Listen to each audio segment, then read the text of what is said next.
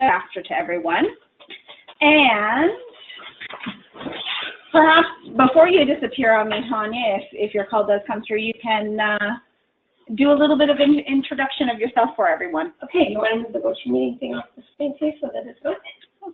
The other thing there, awesome. Okay, so that's me. So I'm Tanya Hills, and I'm the founder of Cloud Bookkeeping Services and Tanya's Bookkeepers Boot Camp. Sorry, stumbling over my words on a Friday. So I've actually been providing bookkeeping and income tax services since 1997. I've been working with QBOA since 2012. I truly, really embraced cloud technology in 2014. Implemented value pricing in 2015.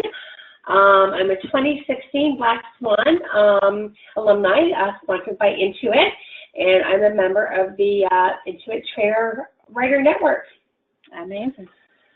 Okay, and that's me. That's Tanya. And then for myself, my name is Leanne, and I am Tanya's operations leader here at Cloud Bookkeeping Services and with Tanya's Bookkeepers Bootcamp. I have been an entrepreneur since 2010. I owned and operated 2 franchises, and then upon leaving those, I moved over to bookkeeping with Tanya. I've been working with QuickBooks Online since 2012. And my main background is that I am an expert in social media and in marketing. So I think the next step is to dive right in. So I'm going to take this off our screen, and we can get into working with QuickBooks Online Accountant and Practice Management. Do you want to start, or do you want me to keep going? Oh, sure, I can start just in case I have to go. Okay, so we have been, I guess, working with the QBOA Practice Management, looking to replace Asana and to streamline the number of apps that we're using. My philosophy is here, keep it simple. I found that when I first got into the cloud, there were just too many things. I like just logging in, having everything in one spot, making it nice and easy. And within the QBOA, of course, there's, it's a great first launch. There were a few things it didn't have. They were able to launch a couple of temporary solutions right away, and we found some great workarounds. And we've now completely eliminated Asana. This is our only follow-up system for any client information. Leanne is the only one here. She still uses Asana because she does the social media, the networking. She still uses it to keep that separate from the client, but anything client-based, follow-ups, communications, we're doing all of that within QBOA through the practice management. So, we'll just do an overview. So we can search the client. Oh, sorry. We're right here. Sorry, we're just kind of reaching over Leanne's desk here. So just a quick overview. So here's the view that I like.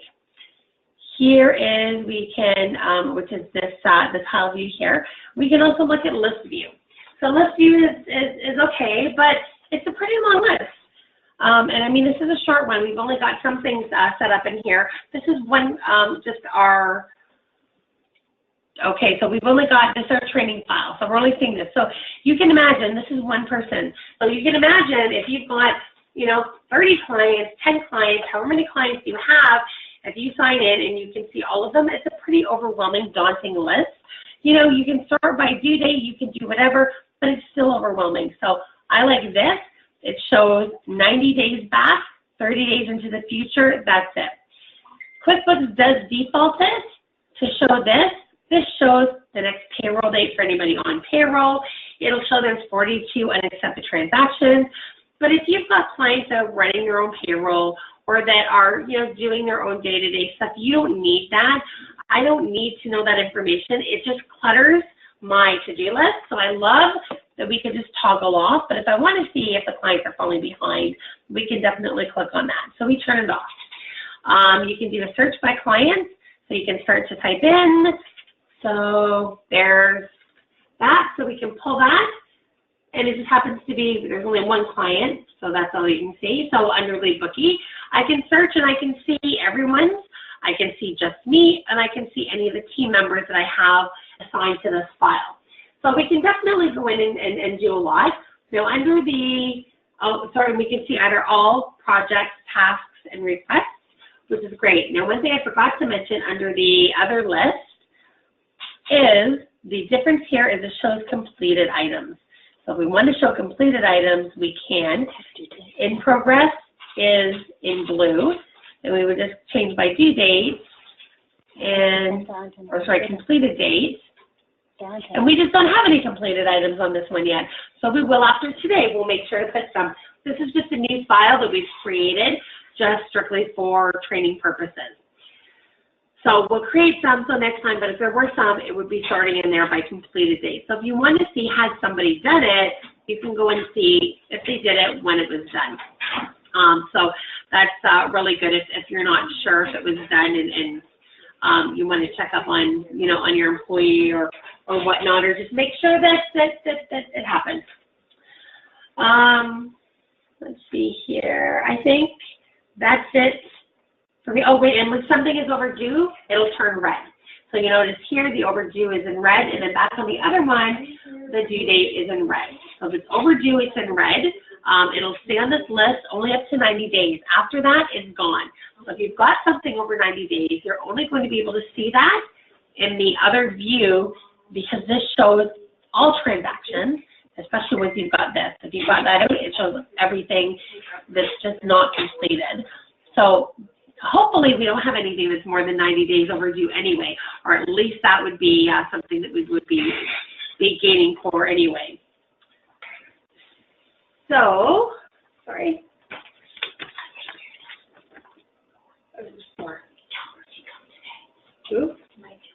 Perfect. Yeah. Okay. So I'm just going to pass. Sorry about that. Distracted for a minute. I'm just going to pass this over to Leanne, and we'll pass over to Leanne, and we're just going to kind of go back and forth, give you a little bit of a different voice on different topics, and take it away, Leanne. Yeah. Okay. So what I'm going to go through here now is up here we have two options. We have create a client request and create a project. So we're going to get into projects because that's going to be the main place where we spend a lot of time today. But to start right now, I'm going to create a client request. Now, this is great if you're requesting documents from the client. So maybe you need their bank statements, whatever it happens to be. You can start entering in here. So we need some bank statements.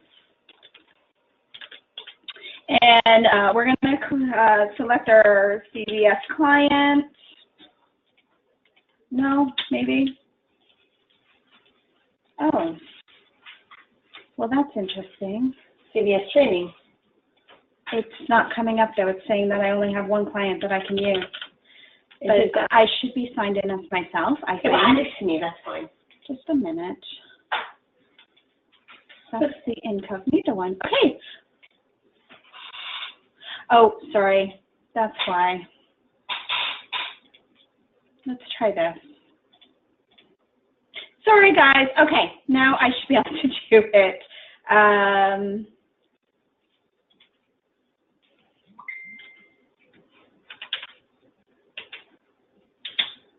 No, that's fine. Just add it to me. Okay. They definitely, there's something interesting going on here today. But in any case, let's just push through here.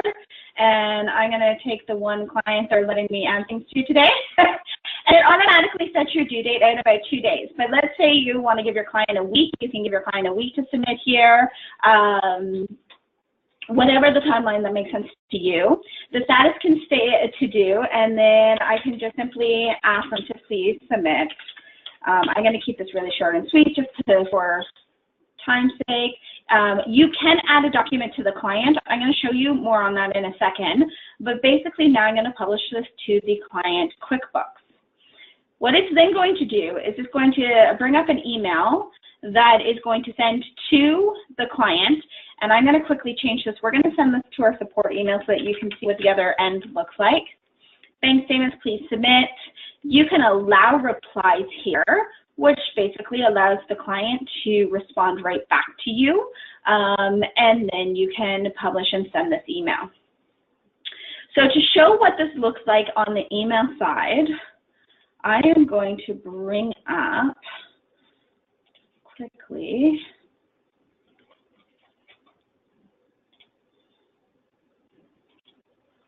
So here you can see this is what it looks like on the client's end. And it's going to ask them to respond in QuickBooks. So they are going to have to log into QuickBooks to see this. So the beauty of this is it's a really safe way to exchange documents because technically all the documents are being stored in QuickBooks. They're not actually being sent via email, and therefore everybody has to log in securely in order to view them. So they're not going through email. So then the next thing about the client request, we've used it to share documents to our clients. We have Smart Vault, which we love. It's a great way to share documents to clients. But a few of our clients aren't quite as tech savvy as some of the others, and they struggle with logging into multiple places to get the documents. So what we've done instead is to keep it all in one place. I might say the request name might be payroll deductions. So if I'm running their deductions monthly, the client, I would choose the client. I would choose today as the due date. And the other thing I'm going to do is I'm going to change the status to done. And the reason I'm going to do that is because when I created that last request, it does add it to my to-do list. And I don't want to add another to-do for me. This one is for the client. So here I can add a document. So we can pull over whatever one makes sense. That opened it. I don't want to open it.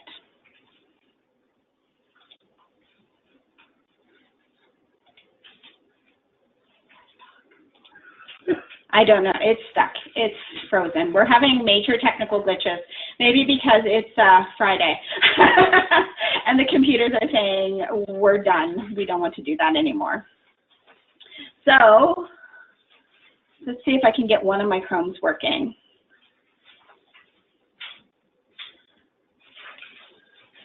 Okay, pulling up a new window now here. Let's try this.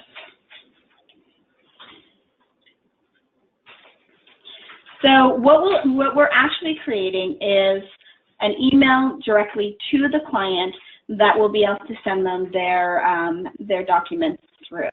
So if we go back to our work, every time you open up work, you'll notice it opens up everything. So one of the things I typically quickly do is just click me. In this case, because I'm working specifically with the CBS training file, since that's our training file, I'm going to jump over there. Okay, so if we go back to the client request, and we're creating a request name, today as the date, status is done, here you go, and add a document. There we go. That time it wanted to work. So now it adds the document, and it takes a moment to upload. And the next step here is to notify the client and publish to the client's QuickBooks. So this would be much cleaner, but here are your payroll liabilities. They'll be stored again in QuickBooks, so that's where they will go to actually open them. You can allow replies, which basically allows your client to contact you and say, hey, I got them, or I can't see it, or I don't know what I'm doing, whatever the case might be, but this way the client can get back to you, and then it will send the email. So it alerts them that there's something there for them to look at. So those are the two ways that we create a client request. You can see the last one I created because I'm not in all clients. I was going to say because the last one is under Tanya.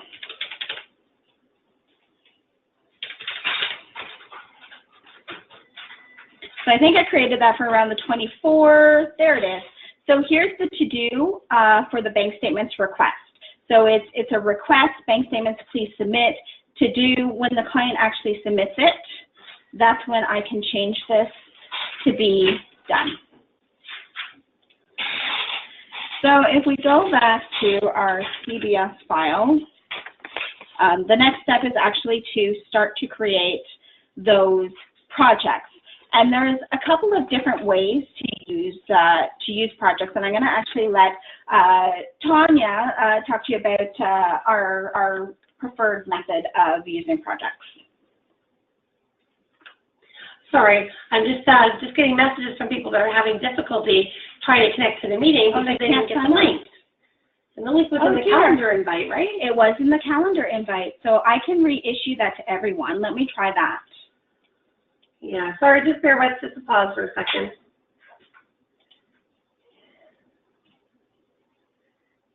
Your link. There's the dead air. Okay, so have that redone. So where am I? Okay, I want to pick up on the green. So duplication. So right now we can't. There's no recurring tasks. That is definitely something that is being worked on. We've been told by Scott that it is on the list. It is coming, and hopefully it's in the next release. So, but what they did is, of course, they realized quickly that we needed this to do a change, and then we can send to all. They realized quickly that we did need to do this, just that, like add me. And they did give us a temporary solution, because Leanne is trying to resend out the link to all attendees. There we go. So sorry if that came again. So anyway, so to duplicate. So of course, because recurring tasks, that would be too much to consistently recreate each task. So what we found is they've come up with a lovely duplicate button. So if we take this one, we'll go past this. Let's say reconcile bank account. Let's grab that one, July 20th. They've added a duplicate button at the bottom here. So that's great. You can duplicate it, then what do you do with it? So what we're doing right now as a workaround is as soon as we open something, we kind of see what it has to be done. So I would put monthly on this, like I would actually name it in the project name, reconcile bank account credit card monthly. And so I would know offhand exactly when to do this. So when I see this title, it tells me monthly on the 20th. So first thing I'm going to do when I open it, I am going to duplicate it. Oh, hold on. Say we change this. I can't do that. So I'm going to try this again. So first thing I'm going to do is open it. Before I start working on it, I'm just going to hit duplicate. I already see the title, it's month on the 20th. I'm just going to grab this, move it quickly to August 20th, and say done. So then I'm just going to reopen. Hopefully my list is not this long. I'm just going to reopen the new one. I'm going to do that. When it's done, you just change status to done and save. And that's it. It's that simple. We do have some that do have much longer processes, like a year-end process, excuse me, for example, or even duplicating. What you can do is if you duplicate it, you can actually grab it, duplicate it, and change it to a different client. So therefore, you don't have to turn around again. For some reason, we only have one client coming up here, but we don't have to then turn around and consistently retype it. We can just change the client, reassign it, and boom, it's done. That way the whole flow is there. What else are we doing? Yeah, so it's an easy way to copy the same project across multiple clients. Was I getting into the description or like the details of like a year end, or is that you? Oh, sorry about that. This has been one heck of a day. I'm it's a Friday. Distracted. Okay, so part of it is, so you can create a project from scratch up here, name the project name, whatever it happens to be, choose your client. See, now we get a whole list. I don't know what's happening with our computers today, but that's been fun. And choose when you want to start working on that task. So it's usually automatically assigned to you, but you can certainly assign to the rest of your team. Status is to do. We like to put in here duplicate, so that it's one of the first things you're going to do when you open up a new task. And then there's a couple of things that you can do from here when you're creating a new one. You can either add tasks, or you can add all the details in here. Now, there's a couple of reasons why we do things the way we do things. If you add a task, something that you want to be aware of is that it's going to add each task as a separate item here. which makes it really, really long. So if you look at, I have an annual workflow in here, or I thought I did. It might be set to December 31st, so that could be why it's not showing up right away. So if I look at my longer list, here's my December 31st. You can see I have an annual workflow with a bunch of tasks underneath. The downfall to this is each of these are going to add into my list.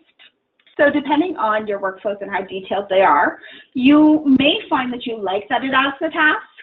You may find that really overwhelming. An example of this is I have an HST task or project that has 4 tasks underneath it.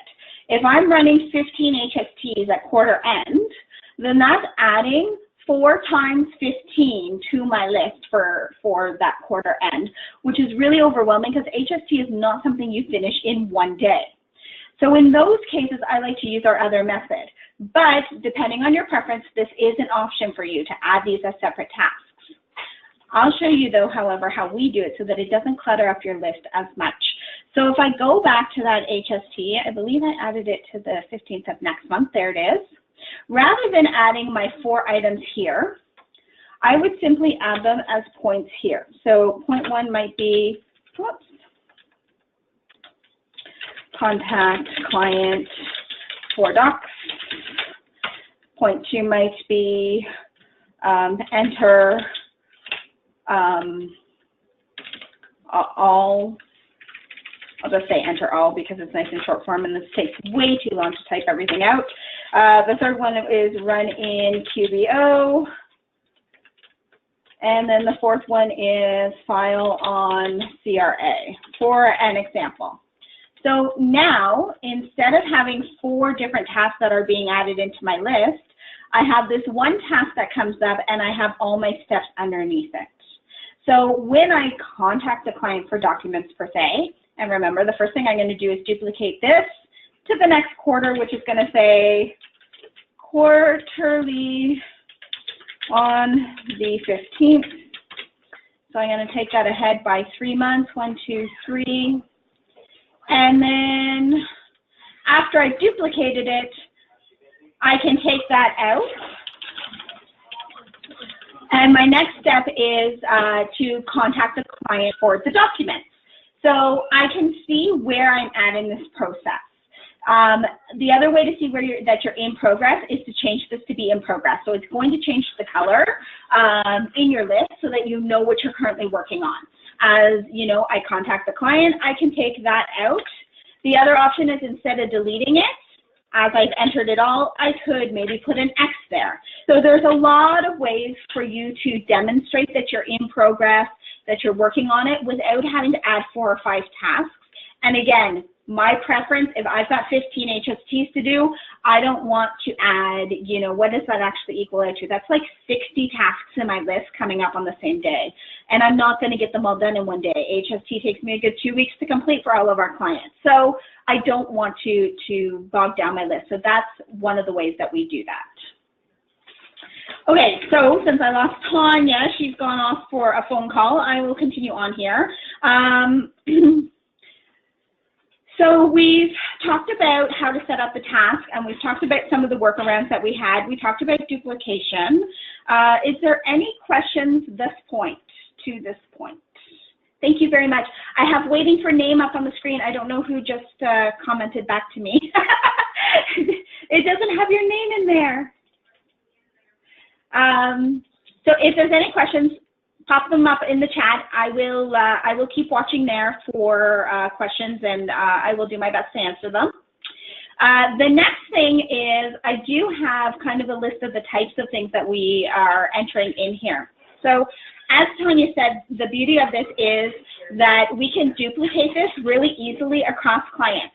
So if it's their payroll liability, so this is like what could be under your monthly ones that you want to add to this list. So we've got payroll liabilities, clear all the undetermined lists and ask my accountant list, reconcile the bank accounts, that's a given one. Monthly HST, if you haven't had any monthly filers, we've got one. And monthly WSIB, if you have anyone on a monthly. Oh, hi, Nancy. So there's some examples. So what we wanted to show you here is if you're setting up for a new client and I want to create a project, so actually I'll take one of my existing ones. If I take my payroll liabilities and I want to copy this across all clients, it's still only giving me one client. Darn it, I thought I was like gone from there because the last time it showed more than one client. But it would be really easy for me to hit duplicate, pull down my list of clients, choose another client, whomever that might be. No, it's really not feeling friendly to me today. I can assign it to someone else. What if I try assigning it to me? I don't know. Oh, there we go. So now I can easily duplicate this. So the payroll liabilities stay the same, the due dates stay the same. I change the client, and then I hit save. And now I've duplicated that task to another client. So if you're setting up all your clients with the same sort of tasks, you can kind of set up one account with all your basics, like this list shows. Here's all your basics. And then it's just a matter of duplicating them out to the client as you add them in. Okay. Sorry, I just got to go away to deal with something. I may be back. I may not be. Kind of one of these days today, but you're in good hands with Leanne. Thank you. Okay, so that's the setup. We have that all done. Oh, last thing. So this is new as well. So here's our work in this tab. And then if you go up into the Clients tab, I don't know how many of you guys have played in here. This is where, when we're sending those documents out to clients, this is where they kind of hang out. So if I find our CBS training, which we've used a couple of times for this, you can actually see you have a place for notes, you have a place for bookkeeping, and you have a place for shared documents. So shared documents is when I was sending those documents out to our client, and you can see I like to attach this calendar one. It's usually fairly readily available for me to grab when I'm demonstrating. It shows up here. So if the client shared something back with you, it's also going to show up in this space. The notes section is great for client-specific SOPs. So this one loves to give me trouble too, because it's not showing up right now. But normally, if I'm patient with the technology, it usually likes me eventually. There would be sections here, and you can add extra notes. You can add 3 or 4 notes. You can add one big long SOP. It all depends on how you want your client files to flow. But the other benefit here, when it does show up, is that you can pin a note to the top. So the beauty of that is if you wanted to pin a note to the top, it actually shows over here, which it doesn't show right now because, again, technology is saying it's Friday and it doesn't want to work anymore. But the pin notes show over here to the right, so that if there's something of real importance that you want to make sure is top of mind, you can make sure it's pinned to the top. So that is also a really neat new feature, and it's something that, yeah, in this client I have their entire SOP, their payroll instructions, how we pull files, and all of that stored right in here in QuickBooks so that everyone can reference it. So that is all of our demonstrations and all of our little workarounds for the QBOA practice management. I haven't had any questions. I'll give you guys another minute there. Are there any questions? Please feel free to type them into the chat box and I will do my best to answer them. Giving everyone a moment. Yeah, if you're looking for any more information on future webinars, please do go to our cloudbookkeepingservices.ca website. In here we have our special Bookkeepers Corner tab, so you can go in there, and we always have our upcoming webinars. So they're in there as well, and I know if you've done the value pricing, you've probably seen this page because our value pricing template is at the bottom here. So since it doesn't appear there's any more questions, I'm going to say thank you so much for joining us today. I'm going to end the session, and everyone, please enjoy your weekend.